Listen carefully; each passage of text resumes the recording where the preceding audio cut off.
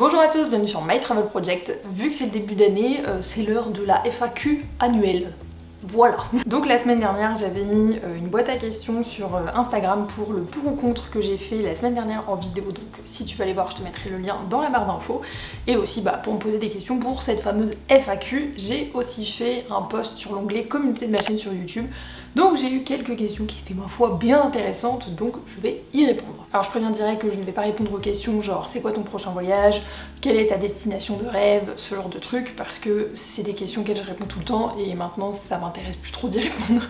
Et pour tout ce qui est projet de voyage, j'y ai répondu dans ma vidéo bilan 2022, projet 2023. Donc pareil, si tu veux aller voir cette vidéo, je te mets le lien dans la barre d'infos. Et donc on va commencer tout de suite avec les questions que j'ai eues sur Instagram. Et la première question, c'était une destination à faire absolument en 2023 en Europe. Alors perso, si là j'avais une destination à recommander en Europe, je dirais la Slovénie parce que c'est vraiment le dernier pays européen que j'ai découvert, que je connaissais pas avant et j'ai vraiment adoré. J'ai adoré mon voyage solo là-bas, je trouve que c'est un pays qui est magnifique et j'y ai passé que 10 jours pourtant, mais j'ai adoré. Donc si je devais recommander une destination en Europe en 2023, je pense que ça serait ça. Si je parle des destinations que moi j'ai pas visitées et que genre j'aimerais absolument découvrir en 2023, honnêtement, aucune idée. Je crois que je dirais bien le Portugal parce que c'est une destination que je connais pas et vu que je parle portugais forcément ça m'attire quand même un peu. Alors deuxième question, est-ce que l'envie de voyager est toujours là? Je pense que vu les voyages que j'ai fait en 2022, la réponse est oui. Moi je pense que la question elle est vite répondue. Non, bien évidemment l'envie de voyager est toujours là. Après je pense qu'il y a différentes manières de voyager. Et j'ai peut-être plus envie de voyager de la même manière que je voyageais il y a quelques années où je voyageais pour le moins cher possible tout simplement parce que j'avais pas le budget pour voyager plus cher. Maintenant je peux me permettre aussi parfois de me faire un peu plus plaisir, de voyager avec un peu plus de moyens donc je le fais quoi. Alors oui, l'envie de voyager est toujours là. Après l'envie de voyager ne veut pas dire voyager 24 heures sur 24, 7 jours sur 7. C'est un mode de vie pour certains, ce n'est pas le mien en l'occurrence. Donc oui, c'est toujours là. Après, encore faut-il le temps, la possibilité, les moyens. Et comme je le disais dans ma vidéo bilan, j'ai mis beaucoup de blé dans des voyages en 2022. Donc en 2023, il y aura peut-être un peu moins de blé alloué à mes voyages. Voilà. Alors après, c'est une question sur les auberges de jeunesse. Est-ce compliqué de trouver des auberges de jeunesse acceptant les mineurs si elle est accompagnée d'un adulte? Aucune idée. Honnêtement, j'ai jamais mis les pieds dans une auberge de jeunesse avant d'être majeure quoi, donc je sais pas, je pense que accompagné d'un majeur, évidemment ça se fait plus facilement. Le mieux pour moi c'est d'envoyer un mail à l'auberge de jeunesse directement en demandant s'ils acceptent des mineurs, s'il est accompagné. C'est en général le plus simple. Surtout qu'en plus, je pense que ça doit dépendre des auberges de jeunesse. C'est sûr qu'il y en a qui vont pas accepter, mais c'est peut-être pas le cas de toutes. Alors, tes comptes Insta ou YouTube ou étrangers qui t'inspirent le plus? En termes de compte YouTube, je dirais comme d'habitude Backpacking Bananas, donc Christiane Riesman, qui est une Britannique qui passe son temps à voyager et j'adore la manière dont elle partage ses voyages et juste sa personnalité. Donc sur YouTube je dirais Christiane Riesman. Sinon, faut que je cherche. Du coup, je suis en train de regarder sur mes abonnements sur YouTube. J'aime beaucoup Blondie in China. C'est une Australienne qui habite en Chine et qui partage sa vie là-bas. Sinon, il y a Crosby Grace, c'est une Américaine qui parle beaucoup de voyage forcément, mais surtout de digital nomadisme parce qu'elle est freelance aussi. Et ma dernière recommandation, la crème de la crème, le bonbon sur la Garonne. C'est un coup de cœur depuis genre 2 ans, c'est Margot Sauvage.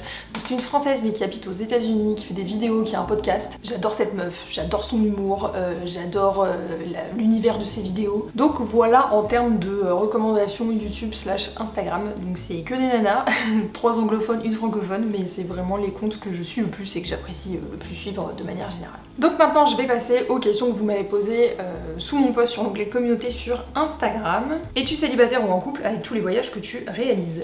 Je suis fiancée. Quelle est la pire compagnie avec laquelle tu as eu la pire expérience et la meilleure expérience?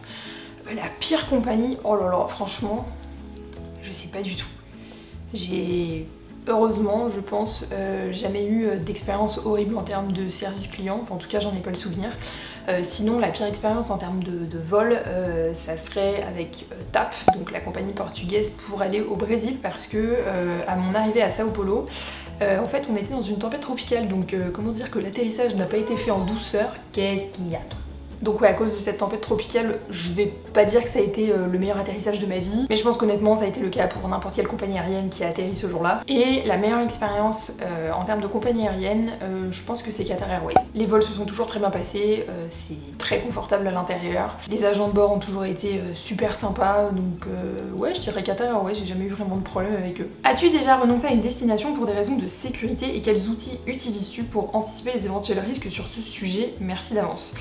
Non, j'ai jamais renoncé à une destination pour des questions de sécurité. En tout cas, pareil, j'en ai pas le souvenir. Enfin, de m'être dit vraiment, ah, j'aurais trop voulu aller là et puis bah finalement pour des raisons de sécurité, j'y vais pas. Non. Après, quand j'habitais au Brésil, je sais qu'il y a des villes qui me tentaient pas, où j'avais pas nécessairement envie d'y aller, parce qu'elles ont aussi leur réputation, mais c'était pas un renoncement parce que je voulais pas y aller à la base. Quoique, Fortaleza, j'y suis allée, enfin j'y suis passée genre littéralement une nuit, mais j'ai pas visité la ville. Et en tout cas, de ce que on en avait dit sur place de la part des Brésiliens et tout, c'est une ville qui est pas la plus sécuritaire au Brésil tout simplement. Mais après c'était pas un renoncement d'aller là-bas comme si j'avais absolument voulu y aller à la base. Et pour tout ce qui est des outils pour anticiper les risques sur ce sujet, la sécurité c'est un sujet très large, donc de quel risque on parle, parce que dans ces cas-là évidemment les outils ne sont pas les mêmes. J'ai déjà fait des vidéos sur la sécurité en voyage, donc j'ai l'historique en barre d'infos. Je pense que le mieux c'est d'aller voir ces vidéos là parce que sinon je vais me répéter. Quel est ton meilleur souvenir culinaire au cours de tes voyages? Alors là j'en ai deux qui me viennent en tête. Il y en a un, c'est un souvenir culinaire mais une expérience, c'est quand j'ai pris un cours de cuisine khmer quand j'habitais au Cambodge. J'avais pris un cours de cuisine khmer dans un restaurant qui s'appelle la Table Khmer à Phnom Penh avec une copine, et on avait fait un... Oh, j'ai plus le terme. Pas un loklak, un hammock. On avait fait un hammock et on pouvait choisir si on faisait un hammock au poisson ou un hammock végétarien, et c'était trop intéressant. C'était dans mes dernières semaines je pense au Cambodge, donc vraiment à la fin de mon stage, et c'était trop cool comme expérience. À l'époque, bon c'était en 2016, peut-être que ça a augmenté, mais ça coûtait je crois 20 $ américains pour le cours, et c'était trop intéressant. Ça a duré bien 3-4 heures je pense, parce que t'as toute la préparation, l'apprentissage en fait de la recette, et puis évidemment après tu manges la recette. Donc ça c'est vraiment un super souvenir culinaire, d'expérience culinaire que j'ai pu faire en voyage. Et le deuxième, c'est quand j'étais au Brésil, donc j'habitais dans le sud du Brésil à Curitiba, et il y avait une ville à 1 heure à peu près de Curitiba en voiture qui s'appelle Moretes, et dans un restaurant là-bas, j'ai mangé des bolinhos de barreado, avec mon bel accent français, c'était tellement bon. C'est de l'espèce de viande effilochée en fait, dans des petites boules qui sont frites, c'était... mais un délice, genre vraiment. Je suis retournée 2-3 fois à Morettes et à chaque fois j'ai essayé de remanger ces bolinhos de barreado juste parce que c'était super bon quoi. Quel est ton prochain projet pour cette année et envisages-tu de découvrir une autre manière de voyager, entre parenthèses par exemple partir en vélo? Pour le prochain projet pour cette année, de commencer à prévoir mon mariage, ça va être déjà un bon projet je pense. Après il y en a d'autres mais j'ai pas nécessairement envie de les partager avant, donc voilà. Et envisages-tu une autre manière de voyager, comme partir en vélo? Pas forcément. Oui, j'aime bien faire du vélo, après faire tout un voyage en vélo, pas forcément. Après, comme autre manière de voyager, si ça serait un interrail, enfin un voyage que en train, oui, pourquoi pas. Là je réfléchis, mais il n'y a pas d'autre manière de voyager que ce que je fais d'habitude, c'est-à-dire en sac à dos et en prenant des transports locaux qui me tentent plus que ça. En tout cas, là j'ai rien qui me vienne en tête. Par exemple, faire une traversée en bateau, c'est pas quelque chose qui me tente non plus. Voilà, désolée si j'en déçois certains, mais c'est vrai que c'est pas des manières de voyager qui m'attirent, même si je comprends très bien que ça puisse plaire à certaines personnes. Moi c'est pas quelque chose qui m'attire. À la limite peut-être de voyager en van, mais après pour combien de temps j'en sais rien, parce que moi j'ai juste fait un voyage en van au Québec de genre 5 jours, donc je pense pas que ça soit représentatif de l'expérience. Ouais, en van ça pourrait me tenter, mais en vélo ou en bateau par exemple, ça me tenterait pas plus que ça. Et donc je vais finir avec la dernière question de cette FAQ qui est quel est ton ressenti lorsque tu voyages seul en particulier, et comment tu gères les imprévus ou les difficultés lors d'un voyage?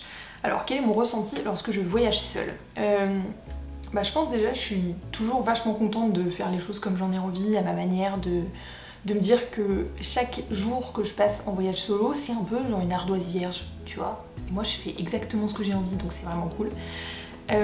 Après, il y a aussi un peu le ressenti parfois de la pression du voyage solo tel que tu peux le voir sur les réseaux, tu vois.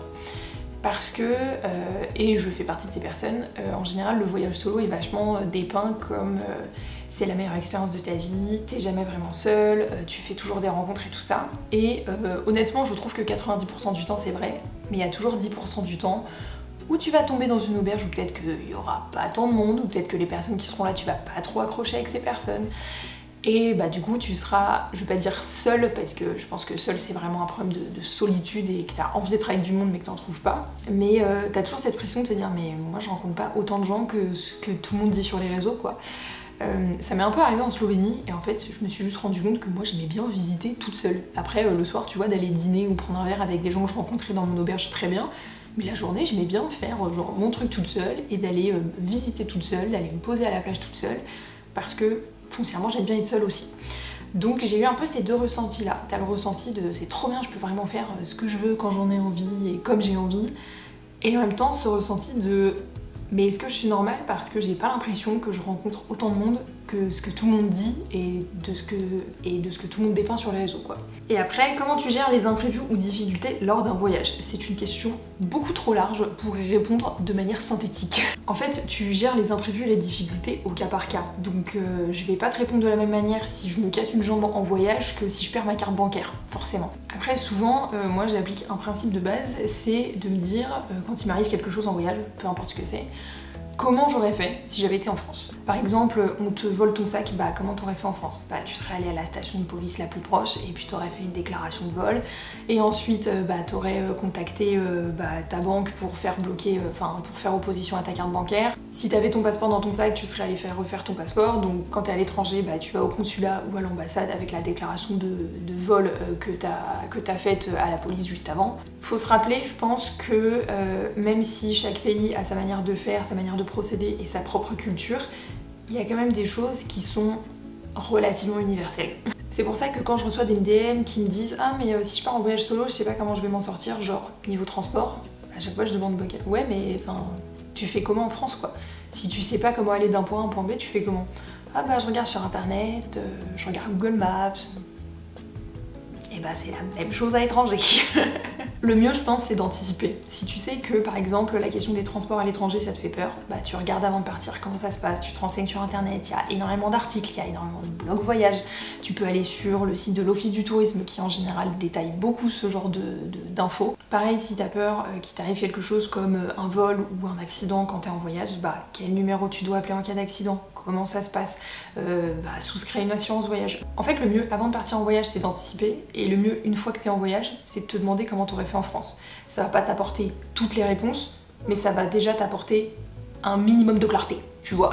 Donc voilà, c'est tout pour cette foire aux questions pour le début de 2023. J'espère que ça t'aura plu, j'espère que j'aurai pu répondre à ta question. Bien sûr, si t'en as d'autres comme d'habitude, n'hésite pas à les mettre dans les commentaires. En tout cas, j'espère que ça t'aura plu et nous on se retrouve bientôt dans une prochaine vidéo. Ciao!